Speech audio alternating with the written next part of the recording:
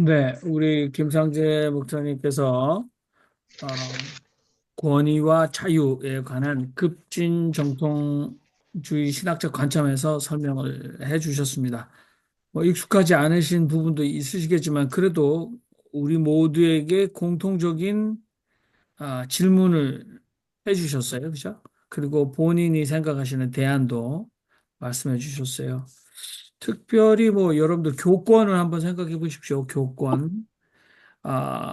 그러니까, 뭐, 저는 교권 하면은 사실은 많은 분들이 일상의 피부에 와닿는 종교의 권위는 성경의 권위 아닌가. 굉장히 오랫동안 신학 부분에서 authority of Bible. 그래서 많은 분들이 뭐, 예를 들어서 성소수자 문제, 예, 성경 해석에, 자신의 성경 해석이 정통으로 만들어내는 거죠. 그래서 거기 엄청난 권위를 부여하게 되는 거죠. 근데 오늘 김상진 목사님께서는 아무튼 권력을 해체하는 것이 아니라 권력 자체를 다르게 작동 방식을 바꾸게 한다.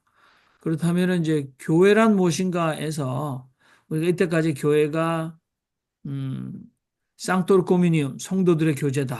그 다음에 헤럴드 오브 굿뉴스, 하나님의 복음을 세상을 향해서 나팔을 부는 복음의 어떤 복음을 선포하는 주체다. 뭐 그런 얘기들이 많이 있는데 캐톨릭 쪽에서 개혁할 때 사실은 세상의 종으로서의 교회, servant of the world. 그래서 이때까지 그 강조가 안 돼서 개신교 쪽에서는 바티칸 제2공회에서 이 교회라는 갱신이 그러니까 세상을 섬기는 자로서의 교회, 약자를 섬기는 자로서의 교회. 그래서 지금 작동 방식을 다르게 하려고 교회 갱신을 해왔다라는 거죠. 아무튼 오늘 여러분들 집중하셔가지고 이 정신 분석 또는 우울증, 특히 자본주의가 당극적 체제로서 종교화돼 버려서 예, 신의 자리에 돈이 올라가 있는 거죠. 누구나 자유로울 수 없습니다. 이런 부분에 있어서 우리가 자유를 갈구하는데 진정한 자유가 실제로 국가 포갑적 권력 너머에 존재하는가. 그래서 우리가 국가 전복 세력이 돼야 되는가. 기독교 신앙은 그걸 우리에게 요구하는가. 아무튼 많이 따져볼 수 있을 것 같습니다. 저는 톨스토이가 국가는 폭력이다. 그래서 국가 폭력을 아, 작동시키는 기조로서의 군대, 경찰, 네, 한국의 네, 견찰, 한국의 뭐 계엄 나오는 지금 계엄 소리 나오고 또 우리 양부영 선생님 엄청난 그 음모에 대해서 굉장히 많은 정보를 가지고 계신데 곧 계엄이 선포될 거다. 뭐 아무튼 여러분들 할 말이 많을 것 같습니다. 예, 예, 예, 예. 네, 이동수 얘기합시다. 목사님. 예.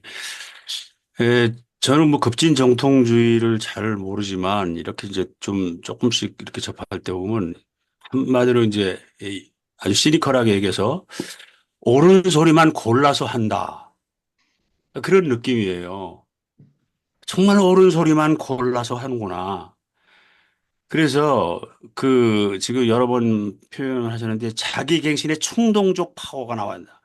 그러면 모든 신학 사조는 그것이 나타나는 현상이 있는데 현대에 우리가 볼 수 있는 어떤 현상이 있느냐 급진 정통주의에는 그게 궁금합니다.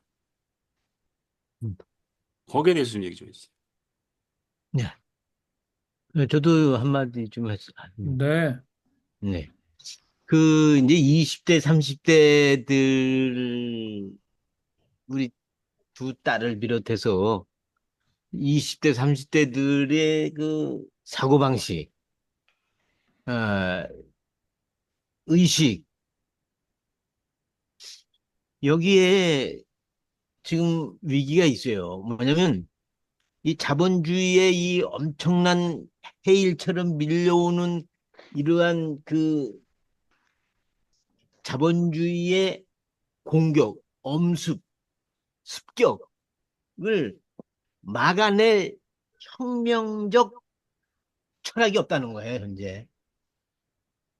이 혁명적 철학이 있어야 되는데, 그래서 젊은이들이 이 자본주의 하에서 어떻게 살 것이냐는 당당하게 이야기하면서 돌파해 나가야 되는데 현재 그게 없어요. 이 한국 교회도 마찬가지예요. 이 교회의 이 권위주의와 그다음에 이 자본주의가 교회 안에 그대로 들어와서 이 부패되어 있는데 이거를 돌파하는 그런 건 없고 그냥 교회에 순응하는 거죠. 교회에 순응하는 하다 보니까 거기에 자기를 아이덴티파이 안 되는 친구들은 교회에서 떨어져 나가더라고요. 바로 그게 오늘 우리의 위기라고 생각합니다. 그래서 저는 오늘 그 말씀 듣는 가운데 저것도 하나의 방법은 방법이겠다 하는 생각이 들었어요. 이 젊은이들에게 손에 무기를 주자 이거. 이 세상을 때려 부실 무기를 주자 이거. 다 때려 부시고 다시 세울 수 있는 그런 용기와 같은 그런 무기를 주자 이만. 그래야만이 우리가 살 수 있다. 이 추악한 자본주의에서는 더 이상 숨을 쉬고 살 수가 없다. 이게 서울 집값은 왜 이렇게 비싸요? 그것도 그 강남, 송파, 그 강동 그쪽으로 해서 이렇게 용산까지 조금 해서 그렇게 가운데 있는 데는 뭐 15억, 13억 이렇고 그 변두리 좀 저기 한 데는 11억, 10억 그렇고 그 다음에 이제 인천, 부천 이렇게 해서 수도권의 변두리가 그저 7억. 그러니 이 젊은이들이 어떻게 이 타락한 자본주의를 이걸 뚫고 나가냐 이 말이야. 이게 완전히 다 질식당하고 있는 거예요. 이들한테 무기를 줘야 돼. 다 때려부시고 다시 일어날 수 있는 당당하게 그거를 제시하지 못한다면 우리 이 모교 모임 아무 소용없어요. 문 닫아야 돼요. 그런 의미에서 오늘 발제는 하나의 신호탄이다. 하나의 가능성이다. 저는 그렇게 좀 해석하고 싶습니다. 이상입니다. 네, 우리 김상진 목사님, 지성수 목사님의 질문에 그래도 좀 말씀해 주시고, 예, 제가, 네, 네, 그, 두 분 질의에 대해서 제가 말씀을 드리자면, 먼저 지성수 목사님이, 그런 사례가, 뭐, 그 좋은 소리만 하는데, 그에 대한 설득력 있는 사례가 뭐냐, 그런 게 현실적으로 있느냐, 그게 그 말씀인데, 저는 이런 말씀을 드리고 싶습니다. 이제, 모세도 사실 급진적이었잖아요. 애굽의 세계관에서 엎어버렸으니까 유일신이라는 것이 상당히 그 당시로는 급진적인 신관이죠. 모든 게 다신론 신관에서 유일신 이것만 유일하다고 말할 때 엄청난 전복 힘이 걸리잖아요. 그것으로서 다신론적인 세계관에 완전히 돌파하고 새로운 자아를 제시하면서 새로운 국가 공동체를 만들었죠. 그것도 일면의 하나의 자아의 발명이고 그다음에 이제 그런 측면에서 바울도 똑같은 일을 한 겁니다. 바울도. 율법적인 자아로는 유대인의 경계를 못 벗어나죠. 또 지금 상대는 로마 제국인데 그러니까 로마 제국의 세상성까지 돌파할 수 있는 새로운 자아를 발명한 사람이 바울이잖아요. 네, 바울이잖아요. 그래서 그러므로 말미암아 로마를 해체시켜버린 게 이제 바울의 자아죠. 그게 혁신적인 일종의 정통적인 사례가 될 수 있고 그 다음에 또 이제 아까 교권이 완전히 야만적인 지배체제로 이렇게 억압으로 작동되니까 그에 대해서 다시 성경 우리로 돌아가서 이신칭의를 들고 나와서 새로운 자아를 또 제시한 게 이제 종교개혁이잖아요. 이는 완전 새로운 급진적인 자아죠. 그 맥락에서는. 마찬가지로 시대의 길목마다 이 정통이라고 하는 이 정통적인 힘을 가지고 전혀 새로운 인간을 만들면서 시대를 주도했잖아요. 그러면 이제 오늘날에도 질문이 그겁니다. 오늘날은 왜 이런 게 없을까요? 오늘날 새로운 종교개혁이 일어나야 되는데 오늘날 21세기 종교개혁은 500년 전에 이신칭의 가지고 어린 반풀이도 없습니다. 그 정도까지는 안 되고 또 새로운 시대의 변곡점을 돌파할 수 있는 새로운 자아를 만들어야 되거든요. 그런 측면에서 다시 정통적인 질문이 필요하다는 말씀이고 거기에 이제 우리가 어떻게 응답하냐에 따라 달렸는 것이죠. 어쨌든 간에 기독교를 새로 할 뿐만 아니라 새로운 시장성을 먹거리를 창출할 수 있는 새로운 시민을 제출할 때 이게 이제 가능한 이야기인데 그건 그 길을 탐색하고 묻는 게 우리의 이제 과제인 것 같고 연결해서 김성모 목사님이 말씀하셨는데 이 자본주의 세계를 어떻게 대항하고 어떻게 바꿀 것인가라고 질문할 때 두 가지 방법이 있잖아요. 첫째는 이제 사회과학적인 문자 그대로 운동을 통해서 조직이나 운동을 통해 정치 운동을 통해서 하는 방법이 있고 그다음에 그것보다 더 중요한 것은 항상 뭐냐면 내면적인 혁신이죠. 이를테면 그냥 뭐 신앙으로 살자 이런 것보다도 이를테면 키어르 케고르는 반복을 말했습니다. 반복. 그 데마크로 반복이 뭔지 모르겠지만 그 반복 개념은 한국에는 없고 그 반복이 뭐냐면은 매일 똑같은 삶인데 매일 똑같은 삶인데 늘 새로운 각오와 새로운 환상과 새로운 믿음으로 계속 자기의 삶을 충실하고 환상을 꿈꿀 수 있는 그 충동 그 힘으로 매일매일 똑같은 반복이지만 매일매일 기적처럼 살아가는 능력, 그게 반복의 능력이잖아요. 이를테면 하나의 사례가 되는데 이런 개인적인 능력이 자본주의를 이기는 아주 효과적인 능력이죠. 발트 베냐민이 말했듯이 일반 시민이 아니라 자본주의가 주는 자본주의 체제에서 작동되는 자아가 아니라 그것을 깨고 생각하고 어떤 저항적인 자기 새로운 창출적인 시민적 의식을 갖고 있는 산책자 그런 시민의 위기에 도달해야 되는 거죠. 그런 측면에서 일단 자기의 각성과 깨어남을 통해서 일상을 기쁨으로 살아갈 수 있는 내면적인 힘, 이게 이제 중요하죠. 이게 먼저 돼야 되거든요. 이제 이런 식으로 해서 오늘날 자본주의 어떤 대안을 만들어야 되는 거죠. 어떤 자본주의 체제를 뭐 폭파 그런 것보다도 이 내에서 자본주의의 체제, 자본주의적 자아를 이겨먹을 수 있는 더 능동적으로, 기능적으로 이길 수 있는 이런 탈자본주의적, 정통적 자아인 내면의 시민 역량을 제출해야 되는 거죠.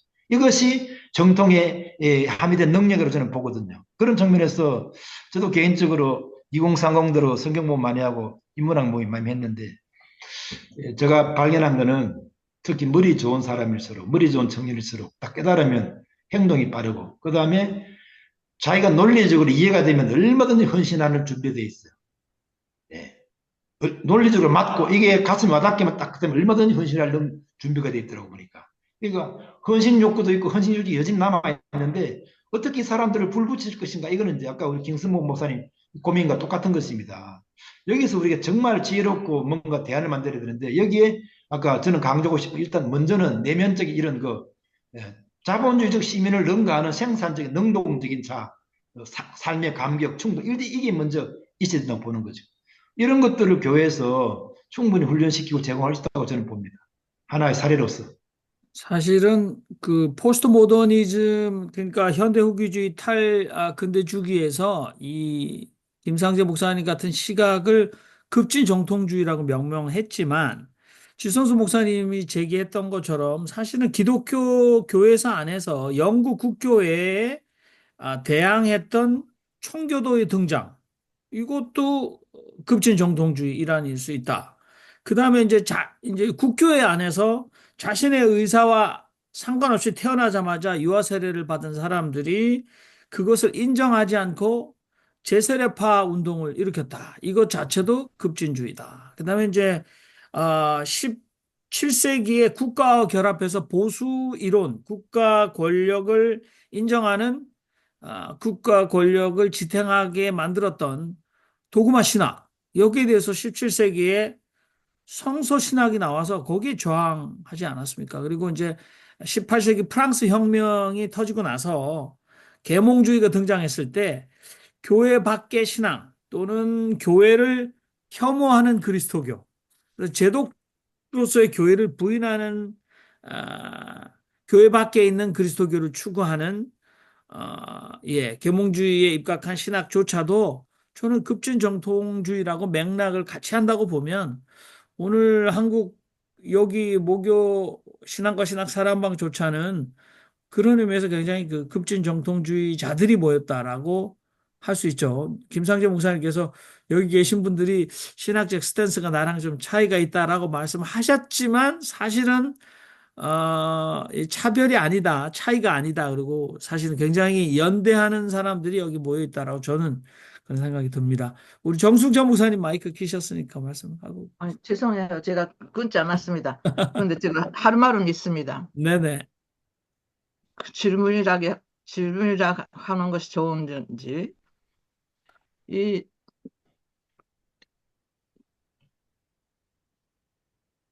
얘기를 들으면서 뭐냐면 자기가 갖기 위한 하나의 방법이라 할까? 그 얘기에 집중된 것 같은, 죄송해요. 그러니까 권력을 갖는 거, 뭐냐면 이것이 기독교 안에서의 모든 그 힘을 갖는 거, 어쨌든 모든 것이 갖는 것을 중심으로 한 교리. 그렇게만 제 귀에는 그렇게만 들립니다. 그런데 이거는 제가 생각하는 진정한 교리는 모든 것을 어떻게 나누느냐 하는 교리가 왜 없는가 하는 것이 제 질문입니다. 왜 그러냐면은 제가 이해하는 구약 시대에 하나님이 이스라엘 사람들에게 그냥 말하고 또 말하고 또 말하는 그 영어로 하면은 카베넌트 뭐죠? 한국말로 하면은 카베넌트. 네? 언약. 계약. 예. 언약 계약. 뭐냐. 하나님의 언약 계약이라는 것은 제가 이해하는 하나님의 언약은 너희들은 먹더라도 내 앞에서 먹어라. 왜? 평등하게 나눠야 하니까. 이거는 제 답입니다. 네. 너희들은 모든 것을 가져도 그것을 모든 것을 내 앞에 내놓고 그 다음에 그것을 쓰라. 그것도 모두가 다 필요할 만큼 평등하게 쓰여야지 하니까. 제가 이해하는 모세 오경 속에서 있는 하나님의 그 언약의 기본이 그것이 예배라는 형식으로 모든 사람들이 나눠 먹는 것을 실천하도록 한 것이 제가 보기에는 선만찬이라고 생각하는데 오늘의 교회는 선만찬이 나눔이 아니라 형식. 마치 그것이 그냥 예수님의 피가 그냥 육이 되는 것 같이 우리를 속이고 그 다음에 그것으로 그냥 이 빰조각 하나를 먹고 무슨 우리가 이미 예수님이 몸으로 됐다 하는 이거는 완전 속임수가 아닌가. 제가 그냥 기장의 목사라는 이름으로 걸어놓고 이런 얘기를 해서 죄송합니다만은 일단은 요즘에 제 생각 속에서는요. 어떻게 이 자본주의 사회 속에서 어떻게 나눔을 실천할 수가 있는가. 이것이 우리들에게 정말 교회에게 연구하고 나가야 할 화제가 아닌가. 이런 생각을 좀 하면서 들었습니다. 예, 잘 들었습니다. 제가 여기 예. 목사님 인식에 참 존경하고요. 근데 좀 관점이 좀 다른 것 같습니다. 이를테면은 그 나누는 것도 우울증 환자는 못 나눕니다. 나눌 능력조차 없죠. 왜냐하면 자기 자아 자체가 위기에 빠져 있기 때문에 나눌 능력조차 없고 자신과 타인은 물론 자신을 생각할 여력조차 없는 그런 자아의 위기에 빠진 사람이 우울증 환자거든요. 제가 말하는 것은 자아의 위기를 지금 말하는 겁니다. 그래서 공유와 나누는 것도 자아가 건강할 때 충분한 충동으로 활성화될 때 애국가 활성화될 때 그 다음 문제로 사랑과 연대가 가능한 이야기거든요.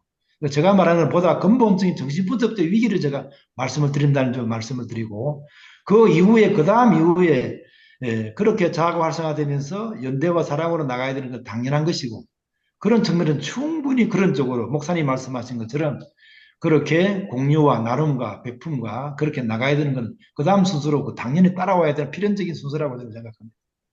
네.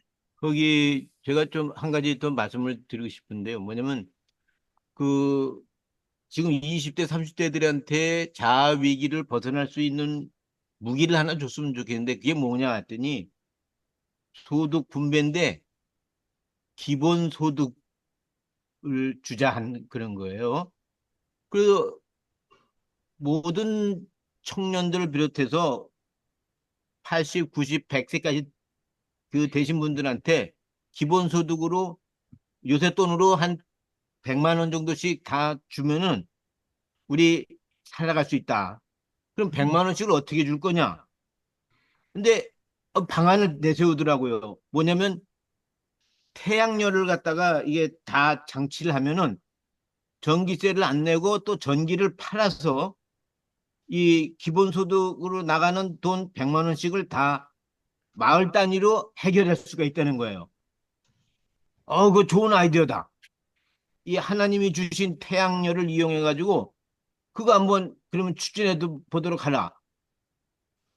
그런데 이 기본소득을 이야기하는 사람이 어, 그 여성 대표인데 이름이 뭐더라? 어, 원 아니 용혜원. 예. 용혜원. 네. 예. 그 비례대표. 예. 그 비례대표로 된 명예원. 그, 그 기본소득당이 저는 그게 하나의 가능성이 있다고 봅니다. 그래서 이 젊은이들로 하여금 이 현실을 돌파해서 나갈 수 있는 그 태양 에너지를 어떻게든지 그 해서 모든 전기세도 안 내고 전기를 오히려 공장에 팔아서 이제 그 돈을 수입을 만들면 그 돈을 가지고 마을 단위로 나눠서 나누는 거죠. 예. 정수자 목사님 말씀하신 그 나눔을 실천하게 되고 그 균등하게 나누는 걸 가지고 이제 자기가 어떻게 쓰느냐에 따라서 어, 이것이 재생산으로 또 갈 수가 있는 거이기 때문에 상당히 긍정적으로 보고 싶습니다. 이러한 과감한 도전이 우리 이 모교 신학을 통해서 제시가 되고 그래서 앞으로 나아갔으면 좋겠습니다. 그 기본소득에 관한 이야기를 말하는 사람이 마침 또 이재명 후보였어요. 근데 이 대통령이 당선이 안 되는 바람에 그 안타깝게 지금 그러고 있는데 이 기본소득이 좀 보다 더 활성화될 수 있도록 우리가 좀 힘을 모았으면 하는 생각이 듭니다. 이상입니다. 그 이미 김상재 목사님이 그 영국 캐톨릭 급진 전통 신학자 윌리엄 T. 캐버너 얘기하면서 그 국가에 대한 대항 정치로서의 성찬, 그러니까 근대의 신학, 정치적 상상과 성찬의 정치학. 그래서 요게 사실 기독교 언어지만 이게 뭔 소리야? 성찬이 예수의 부활을 기념하는 정도라고 우리가 알고 있는데 이 지금 김성봉 고사님 말씀하시는 기본소득당 뭐 이런 그 사회를 그러니까 권력 작동을 완전히 새로운 방식으로 바꾸는 것의 상상력을 전 지구적 규모로 일어난 세계화에 맞서는 분병, 그러니까 뭐 재병이죠. 이거가 성찬이 그런 의미로 가야 된다라는 상상력을 펼쳤는데 우리는 그건 뭐 지금 우리가 계속 그 정도까지는 우리가 얘기를 뭐 급진 정통 신학의 맥락을 하려면 이해를 많이 해야 될 것 같습니다만은 저는 지성수 목사님 평소에 그 확신인 세속화 신학 이거 교회 권위에 지금 우리가 그렇게 느끼지 못할 뿐이지 옛날에는 출생 증명도 교회가 줬고 중세 교회죠. 사망 진단도 교회가 줬고, 결혼 예식도 교회가 했고, 사람이 죽으면 교회가 합당하게 장례를 했어요. 그러니까 뭐 천주교의 칠성례죠. 그러니까 요람에서 무덤까지 일상도 종소리가 들리면 무슨 시간이고 무슨 시간. 그래서 완전히 예, 김상경 목사님 말씀하셨던 이 종교 자체의 억압에서부터 탈출시켜 주는 게 세속화 신학 아니었습니까? 그러니까 뭐 너무 그렇게 이 급진 정통주의를 새로운 안경으로 볼 필요는 없지 않겠는가 하는 생각을 저는 듭니다. 자, 우리 윤정희 신부님 마이크 켜고 계셨습니다. 우리 김성목 목사님이 무기를 주라 아주 급진적으로 좋은 제안을 하셨는데 요사이 이 시골에 살다 보면 이 흐름이 있어요. 그러니까 젊은 친구들이 그 욕망, 그 다음에 재물에 대한 애착, 여기서부터 그 집착심에서부터 탈집착하는 그런 현상들이 나타나는데 첫 번째는 슬로우 푸드, 슬로우 라이프. 이 젊은이들이 데려와서 이 간소한 삶, 단순한 예, 이 먹거리 이런 걸 하면서 자급자족하면서 그 탐욕을 없애는 그런 일들을 시작해요.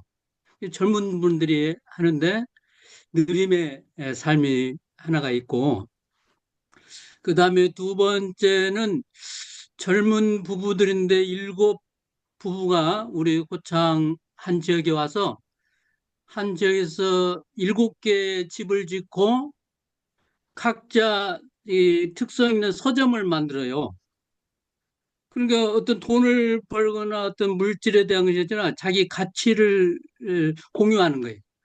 그 서점이 될까 시골에 그런 생각하는데 아주 이 꿈을 가지고 그다음에 굉장히 긍정적인 그런 생각으로 하는데 사람들이 많이 집중하고 한 마을을 만들어서 서점을 각기 다른 분류의 서점을 하는데 이것도 하나의 새로운 혁명적인 발상이다. 젊은 세대들이 이런 것들이 자꾸 나타나면 그 자본주의를 이길 수 있는 어떤 대안으로 나올 것 같고 제가 독일의 경우 이제 김성목 목사님이 이제 기본소득 얘기했는데 독일이 변화할 때 한 2, 30년에 변화할 때 젊은 친구들이 도시에서 그냥 시골로 내려와서 농사를 짓기 시작했어요.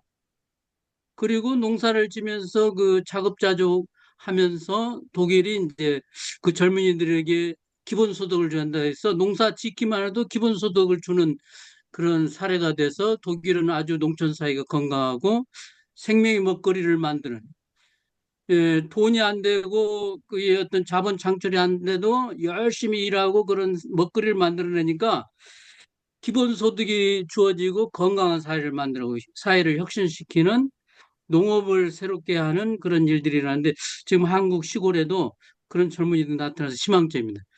아마 그것이 새로운 무기가 되지 않을까 생각되네요. 네, 우리 양보영 선생님 마이크 켜셨네요. 네.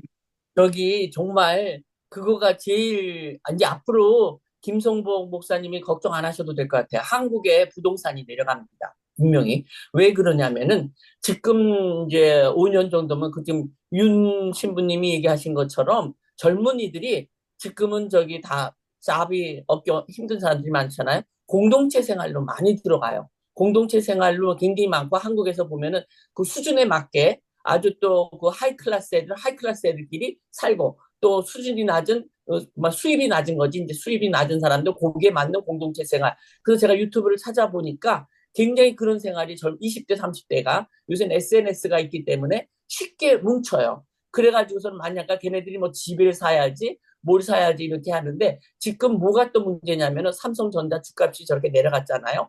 그래가지고선 저기 중고차에 차가 무지무지 많이 나왔대요. 어떤 사람이 나 아는 애가 차를 갖다가 너무 새 차를 갖다 선물을 받았고 BMW 누가 선물 줘갖고 그걸 자기 차를 갖다 팔려고 나갔더니 중고차가 말도 못하게 헐값이라 이거야. 너무 차가 많이 나오는데 팔리질 않는데요 지금. 왜냐하면 젊은이들이 차를 유지할 수가 없어가지고 지금 중고차를 많이 내놨어요.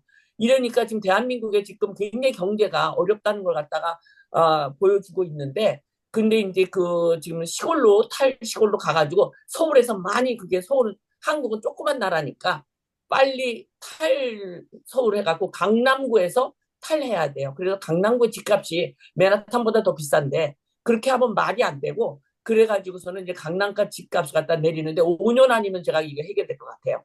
그래갖고 저는 이게, 그리고 사상이 필요한데 그냥 시골에 가서 살 수 없잖아요. 그러니까 우리가 정말 이게 기독교가 할 일이 많은, 이제 그 교회가 사상을 심어줘야 될 텐데 자본주의를 탈취해갖고 돈의 문화에서 사상의 문화로, 그래갖고 이 사람들, 젊은 애들이 무슨 정말 우울증이 안 걸리고 자본이 없어도 행복하게 살 수 있는 그런, 그 아까 그 말씀 윤 신부님의 고창에서 그 일곱 부부처럼 그런 교회인데, 제가 이제 그런 남미를 여행하다 보면은 그런 애들을 많이 만나는데 돈에 상관없고 여행에 미친 애들, 그러니까 유럽에 같이 그러면서 조금 6달 일하고 6달 여행하고 요런 애들을 만나거든요. 그러면 그런 애들이 진짜 걔네들이 또 사고방식 말하는 거 보면 굉장히 또 멋있는 애들도 많아요. 그러니까는 이제 이거가 우리가 정말 사상을 갖다 심어주고 그거 하면서 책을 많이 읽으면서 이게 정말 건전한 문화로 되어가고 있는 것 같습니다. 감사합니다. 네. 아무튼 우리 좀 말씀하지 않으신 분들, 특히 우리 브리즈번의 김웅재 신부님, 제가 볼 때는 유물론적 신학에서는 또 급증 정통주의가 이 권위와 자유, 예, 권력, 특히 국가 권력이라고 얘기해도 그 교권이라도 해도 좋은데, 어떤 해방의 기제 또는 권력을 어떻게 다뤄야 되나라는 고민들이 있을 것 같은데요. 유물론에서는. 아무튼 그래도 마이크를 일단 키시고 한마디 해주셔야 되지 않을까. 예, 오늘 그, 정말 기대한 것 이상으로 저는 좀 잘 들었습니다. 그, 저도 사실 그 급진정통주의, 저는 뭐 이렇게, 급진정통주의에 대한 그 어떤, 뭐, 정보 같은 것은 사실 없었습니다. 없었고, 단지 그 성공회 쪽에서, 이제 영국 성공회 신학자들 쪽에서 그쪽에 관심 있는 분들이 좀 있어가지고, 그 뭐 존 밀뱅스 정도로만 저는 이제 알고 있었고, 근데 오늘 잘 일목요연하게 잘 요약을 해주신 것 같습니다. 근데 한 가지 저는 좀 들으면서 좀 이제 약간 그 좀 답답함을 느꼈던 것은, 모르겠습니다. 이제 김상재 목사님께서 그 급진정통주의를 바라보시는 방향이 이제 목사님 개인의 어떤 경험하고도 많이 연관이 되신 것 같아요. 그래서 그런지 자꾸 저는 이렇게 심리학이나 조금 그쪽으로 이렇게 귀결이 되는 듯한 그런 느낌을 제가 좀 많이 받았거든요.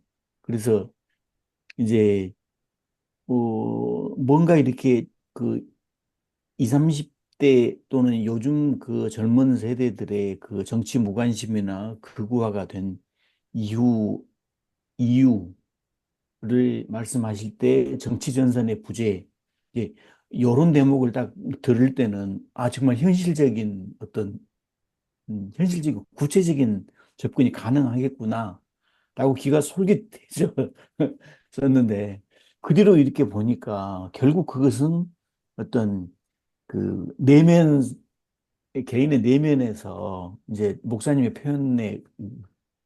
표현을 제 식으로 정리를 해본 바로는 그 강한 이원론적 대비를 통해서 어떤 자의 충동을 발생시킴으로써 상실감을 치유하고 뭐 이제 그런 쪽으로.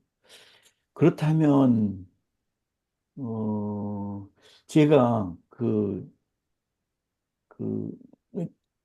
제가 군대 생활을 할 때 그 해병대로 입대를 했는데 그 해군군악대로 착출이 돼가지고 그, 그 해군이 되면 운 좋게 그 순항훈련이라는 데 이렇게 그 착출이 되기도 하거든요.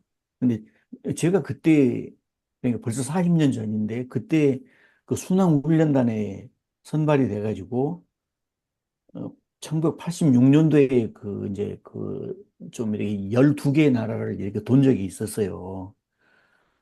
그런데 그때 제 기억에 이제 앞으로 정박할 그 나라에 가까이 가게 되면 하루 전에 반드시 정보장교가 저희들을 모아놓고 교육을 시켰어요. 그 다음에 기항할 곳에 대한 교육을 시켰는데 제가 지금도 잊어버리지 않는 게 각 나라별로 그 정보장교는 반드시 그 나라의 뭐 인포메 정보를 쭉 소개한 다음에 가상의 적이라는 표현을 썼거든요. 가상의 적은 어느 나라다. 이렇게 얘기를 해주더라고요. 그래서 저는 그때 받은 기억이 하도 강해가지고 호주로 16년 전에 이민을 오면서 지금도 호주의 적은 인도네시아로 알고 있었어요. 그때 그 정보장교가 우리들한테 소개해 줄 때 호주의 가상의 적은 인도네시아다. 이런 식으로. 그러니까 반드시 그때 당시에 80년대 그 시대는 적이 있어야만 내가 내면에서 강해지고 내면이 강해지고 어떤 힘을 키울 수 있다는 식으로 그렇게 그 인식이 되던 시대였거든요. 그렇다면 과연 이제 그런 방식으로도 목사님께서 말씀하신 그 정치 전선의 부재 때문에 오는 2030 세대의 정치 무관심과 극우화를 극복하기 위한 방법도 약간 좀 그런 식으로 퇴행할 수 있지 않을까라는 좀 괜한 조바심도 좀 들거든요. 혹시 그 부분은 어떻게 생각하시는지. 네, 무슨 말씀하신지 잘 들었고 이유 있는 의문인 것 같습니다. 그 이제 정신 분석에서는 그 자아가 활성화하게 되기 위해서는 적대가 필요하다고 보거든요. 적대가. 그래서 이제 그 신학적인 활성화를 위해서는 반드시 적이 필요하죠. 가상의 적이든 뭐 새로운 적을 만들어서라도. 어쨌든 그 강한 이원적 대립을 통해서 사람은 충동적이 되고 활성화되죠. 요거는 이제 퇴행 여부를 떠나서 제가 이야기하는 이거는 우리 정신분석적 원형이라고 저는 보거든요. 무의식의 원형이다. 그래서 그러면 이제 이게 그 목사님 말씀하신 것처럼 이게 이제 상당히 퇴행적이죠. 지금 어느 시대인데 그런 뭐 원시적인 그런 뭐 근데 이거는 근데 이게 이제 이게 무의식이라고 하면 이제 뭐가 문제가 되느냐면은 무의식이라면 만약에 그 적대가 퇴행적이라서 그런 적대보다는 그 넘어서는 뭔가 필요하다라고 보면은 이제 적대가 흐릿해지잖아요. 그러면요. 그러면 이게 적대를 욕망하는 게 이게 우리 정치분석적 원형이라면 이 무의식의 문제라면 어떤 방식으로든 또 다른 적대를 또 만들어내요. 이를테면 아까 마음의 어떤 대항 전선이 없으니까 해체론을 통해서 없으니까 그에 대한 대안으로 거구적인 거를 또 소환하거든요. 그럴 때는 병리적으로 소환이 됩니다. 자극적이고. 그렇기 때문에 이 무의식의 세계에서는 부정한다고 없어지는 게 아니고 부정하면 다른 방식으로 반복이 돼요. 무의식이니까. 무의식인 욕망이니까.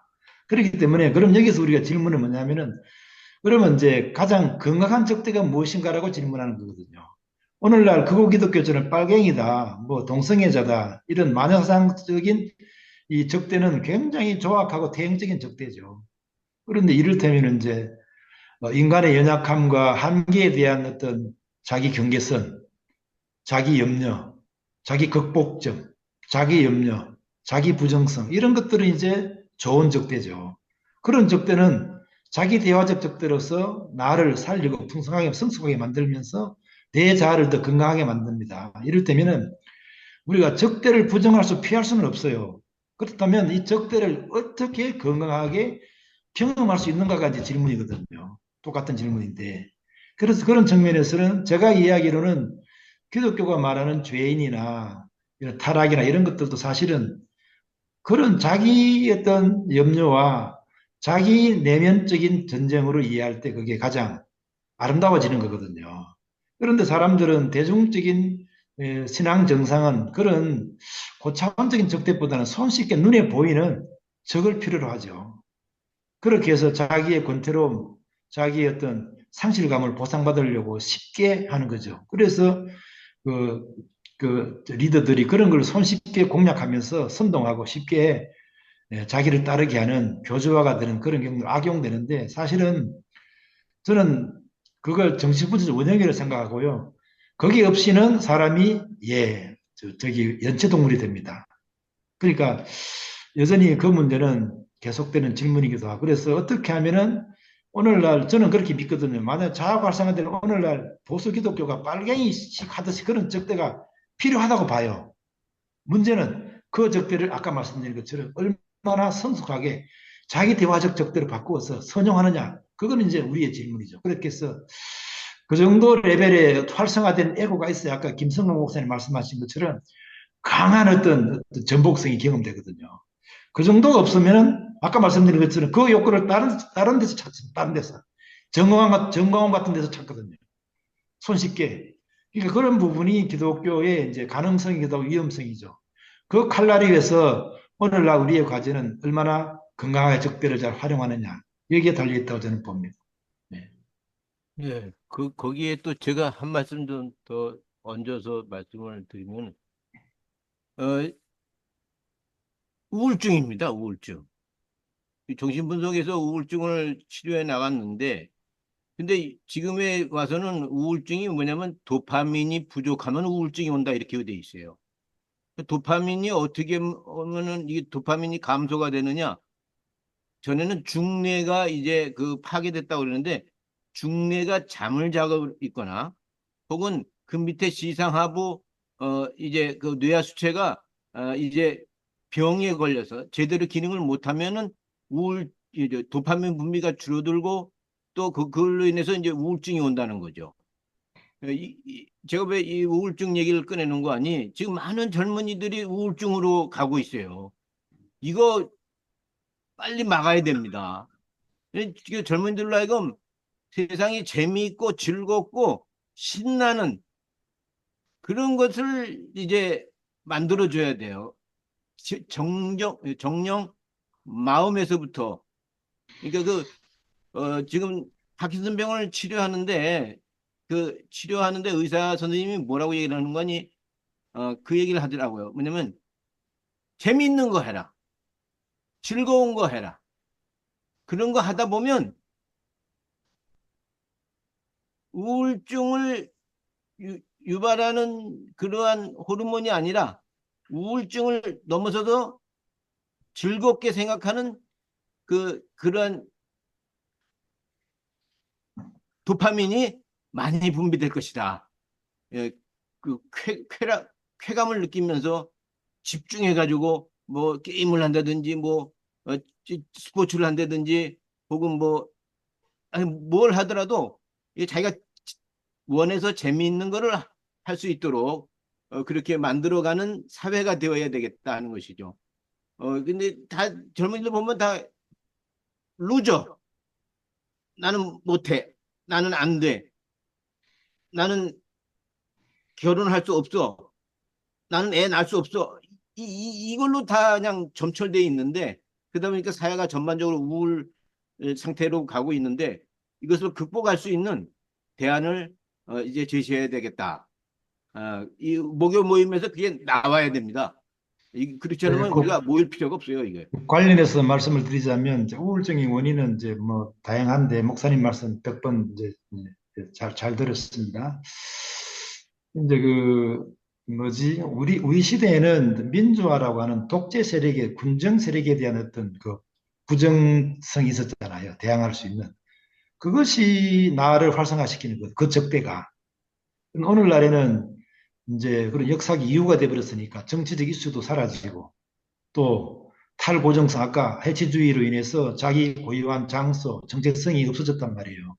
그러다 보니까 이제 내가 어디에 마음의 반사, 거울을 걸고 내가 나를 설명하고 내가 나를 느낄 수 있는 이 자아가 활성화될 공간을 상실해 버렸잖아요. 그래서 부정적인 게 싫어, 그림자 싫어하고 다 무조건 긍정이야. 그래서 자기 긍정만 있으니까 필연적으로 우울증에 빠지거든요. 나를 설명할 수 있는 어떤 벽도 없어요. 이게 이제 우울증의 이제 기본 원인이고, 그렇다면 내가 내 자신을 설명하고 내 자신을 활성화시킬 어떤 것도 없으니까 무력감에 빠지고 만성 인플레에 빠지는 거예요. 그러니까 내 자아의 에너지 경제가 파산된 상태가 우울증이거든요. 그러니까 그런 경우에 그러면 또 역설적으로 이게 또 기회가 돼. 왜냐하면 이게 만약 젊은이들이 내가 이렇게 나를 설명할 수 있는 무기력에 빠졌다 그러면 이게 이제 다시 성경으로 돌아가면 이게 우리의 인간의 실존이에요. 인간의 그늘이고 인간의 한계고 이렇게 방황하고 눈물 짓는 이 슬퍼하고 뭘 느끼거나 즐기지 못하고 예, 공허하고 무한 자유가 주어졌지만 무한 자유가 자유가 아니라 해석을 못하고 의미가 없으니까 그 무한 자유가 불안의 감옥이 되거든요. 이게 현대인들의 정상입니다.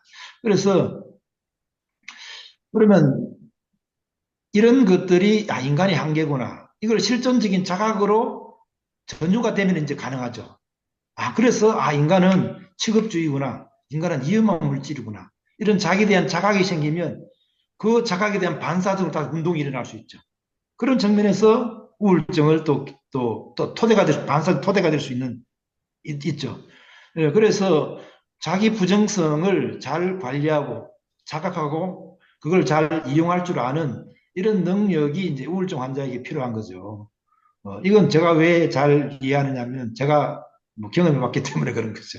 한 2년을 우울증 심하게 알았는데 그렇더라고요. 그래서 제 경험을 과도하게 일반화하는 게 아니라 이게 이제 또 알고 보니까 이게 또 이런 제가 겪은 정상이 오늘날 현대인들의 정상이죠. 그래서 그래서 아리스토 맥가라스 같은 신학자는 전통적인 가르침, 인간이 죄인이다라는 가르침은 그 사람에게 가능성을 주는 것이다. 네가 그만큼 소중하다. 네 그늘을 직시하고 거기에서 그 탄력성을 가지고 반사시켜서 에고가 활성화되고 건강한 자기 형성으로 돌아가는 이런 측면에서 사실은 죄인이라고 말하는 것은 우리에게 기회를 주는 거거든요. 그렇게 또 이해할 수 있죠. 그게 인간을 뭐 정죄화하고 야속화시키거나 기재로 볼 수도 있겠지만 그걸 정통 입장에서 오히려 그게 이제 사람에게 기회가 되거든요. 그 정도로 말씀을 드리겠습니다. 네. 네, 우리가 이제 정리를 좀 하겠습니다. 지금 이제 1시간 반이 지났는데요. 아무튼 김성국 목사님 오늘 아주 세게 말씀하신 요런 그 무기 또는 젊은이들에게 희망이라고 우리가 얘기할 수 있겠죠. 희망의 신학, 희망을 주지 않으면 이거 이렇게 우리끼리 모여서 신앙과 신학 사랑방 자체는 의미가 없어질 수 있다. 이렇게까지 이제 강력하게 말씀하셨기 때문에 그 뭐 누군가가 이루어주기를 바라기보다는 이런 그 모임의 한 번 한 번의 모임 자체나 토론 그 자체가 사실은 저는 개인적으로 굉장히 의미가 있다고 보거든요. 교회 바깥에 교회를 비난하는 신학으로서의 굉장한 가능성. 뭐 저는 공공의 적을 제도권 교회로 종교인이 스스로 삼아도 괜찮다고 저는 생각합니다. 제가 지난 일요일 날 그 여기 Jewish Federation of Northern New Jersey 모임에 갔어요. 근데 주이시들은 지금 이제 자기들이 아직도 그 미국 사회에서 마이너리티라고 생각하고 또 회당 자체가 테러의 타겟이 되기도 하니까 이게 들어갈 때는 정문이 있지만 결단코 그 정문을 못 들어가요. 옆으로 가서 반드시 거기에 있는 그 시큐리티, 경찰 신고하고 그 옆으로 들어가고 나오고 그리고 들어갈 때 모든 사람들이 그때 에, 강연이었는데 예약을 해서 이름표고 다 만들어요. 누가 왔는지 다 알고 있어요.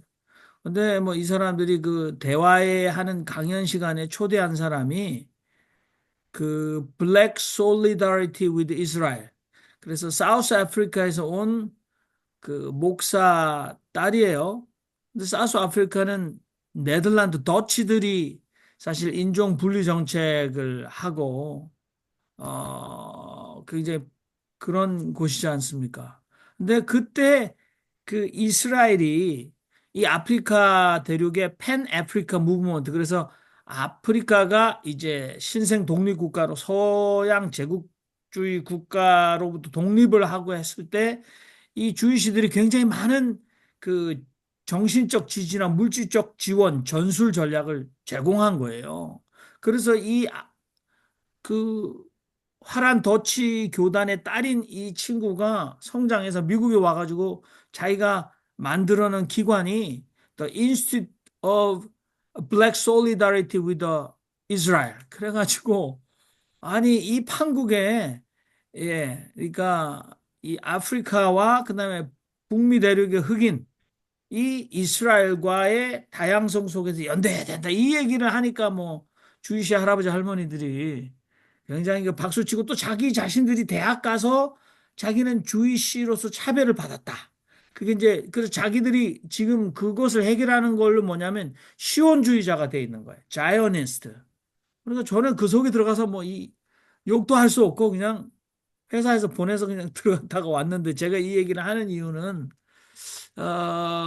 이거 이 세상이 이렇게 되어가고 있어서 미국에서 지금 이 팔레스타인 운동 일어나는데 유대인과의 근데 한국에 지금 기독교 보면 이스라엘 국기 들고 나와가지고 시위하지 않습니까? 태극기들이. 그래서 저는 아무튼 이러한 현상, 사회 종교 사회적인 현상에 대해서 조금 저희가 이 전술 전략을 여기서도 만들어내야 된다라는 생각에 깊게 동의합니다. 우리